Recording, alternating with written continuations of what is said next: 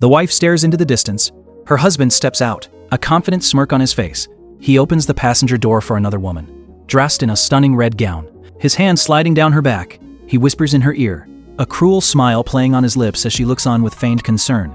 They walk into the mansion arm in arm, leaving the wife to watch from the window. Later, the wife enters her own anniversary party. Alone, the guests immediately swarm her, mocking her. One woman flashes a jade bracelet, another a sparkling necklace. All gifts from the wife's husband. They laugh in her face, but she remains stone-faced. The room falls silent as the husband enters, the mistress clinging to his arm. The guests abandon the wife, fawning over the new couple. The wife watches, her heart shattering. Her husband then points directly at her, demanding she strip off her dress, her jewelry, and even her shoes. For the mistress, the wife's eyes widen in disbelief. She protests. He lunges forward, grabbing her by the throat, his face twisted with rage. He shoves her backward. She stumbles, gasping for air. He sneers at her with pure disgust. She grabs his arm, tears streaming down her face. Pleading with him, he rips his arm away. His voice cold as ice, he tells her she is nothing to him. He turns his back, ready to leave with his mistress. She makes a final shocking declaration. The wife pleads with him, tears streaming down her face. But he just scoffs, a cruel smile twisting his lips. His face contorts with rage. He points a finger at her, his voice a venomous hiss. She flinches, her heart breaking at his accusations. He leans in close, his eyes burning with hatred. He gives her a final humiliating ultimatum. The guests whisper amongst themselves, enjoying her public humiliation. A single tear escapes, but her expression hardens. She nods slowly, accepting his terms. She rips the jade bracelet from her wrist, letting it shatter on the marble floor. She pulls off her earrings, then the pearl necklace. Holding it out to him for a moment before letting it fall, she unpins her hair, letting it cascade down her back.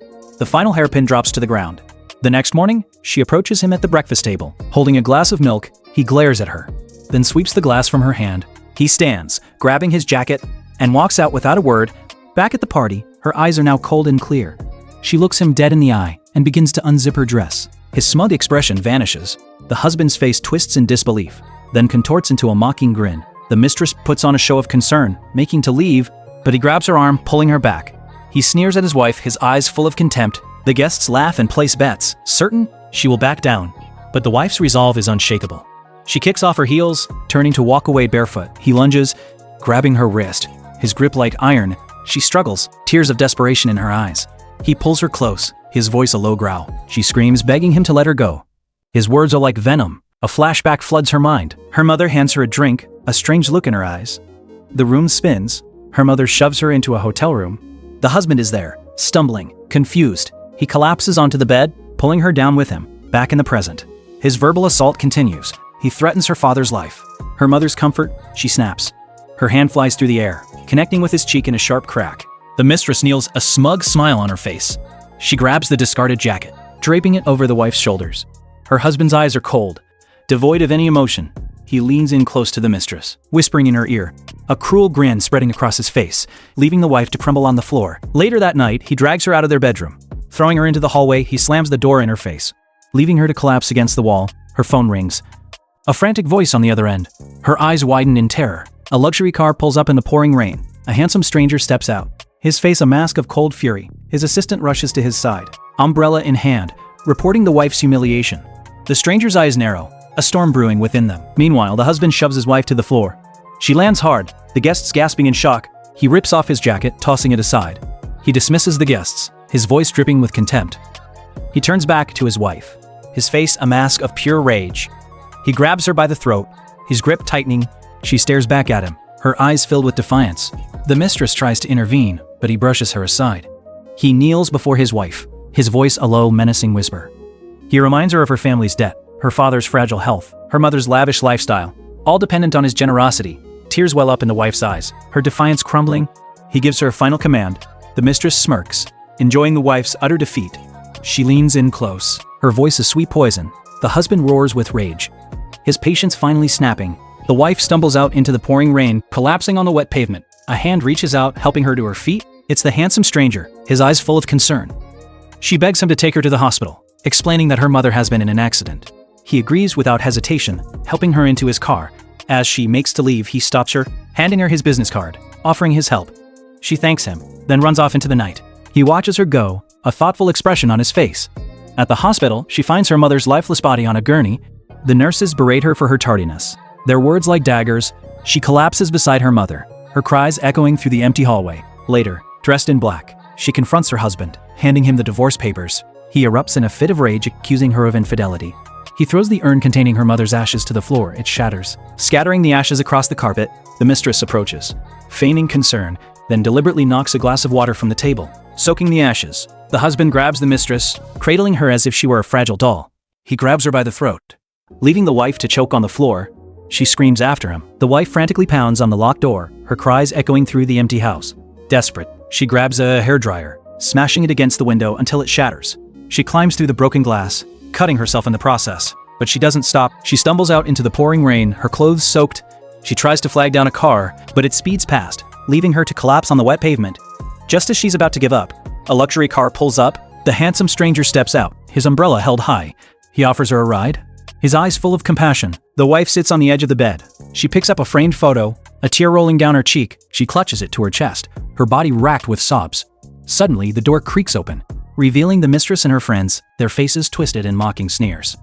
The wife packs her bag, her movements slow and deliberate. She finds her husband lounging on the couch. She throws the divorce papers at him. His eyes widen in disbelief. He rips them to shreds, his voice a low growl. He grabs her arm, dragging her towards the door. She struggles, but he's too strong.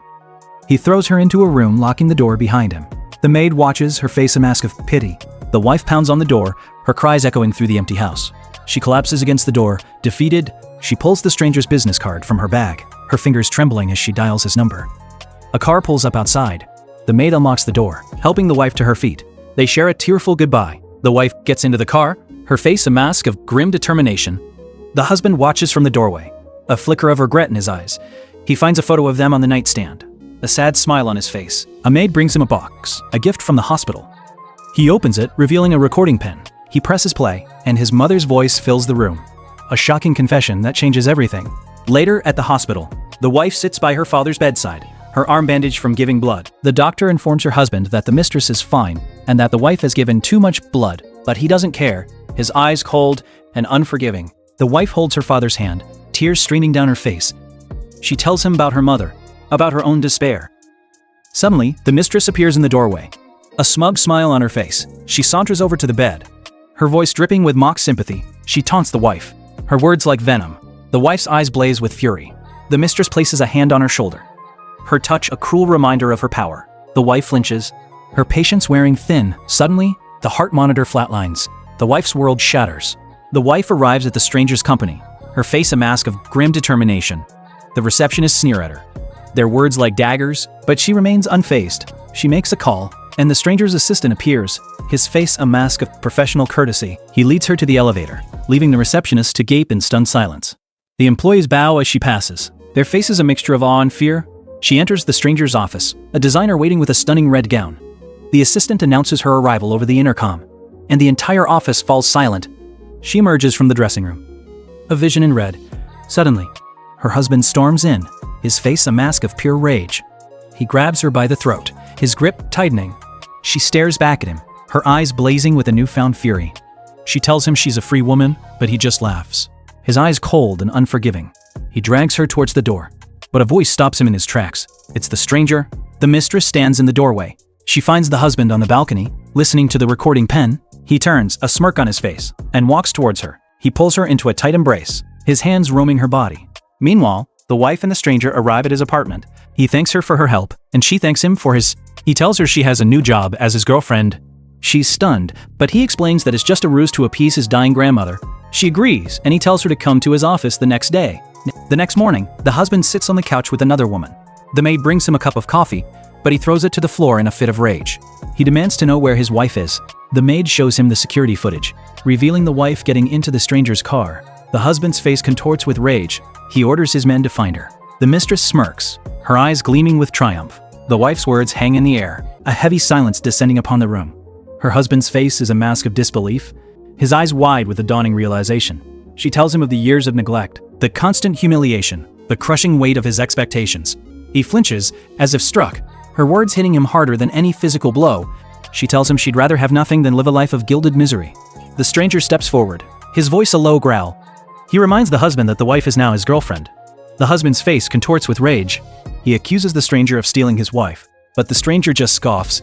His eyes cold and unforgiving, he tells the husband that the wife is a person, not a possession, and that she deserves better. The husband's eyes blaze with fury, but the stranger's words hit their mark. He reminds the husband of his many mistresses, his years of neglect, his constant cruelty. The husband's face pales. The husband lunges, but the stranger is ready for him.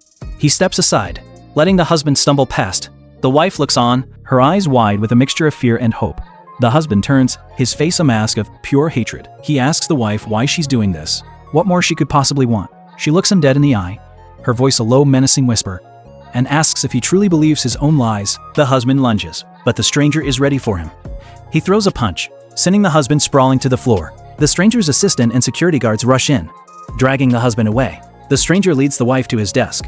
She thanks him for his help, but he just smiles, his eyes full of warmth. He pulls her into a tight embrace, his lips brushing against hers, a spark igniting between them.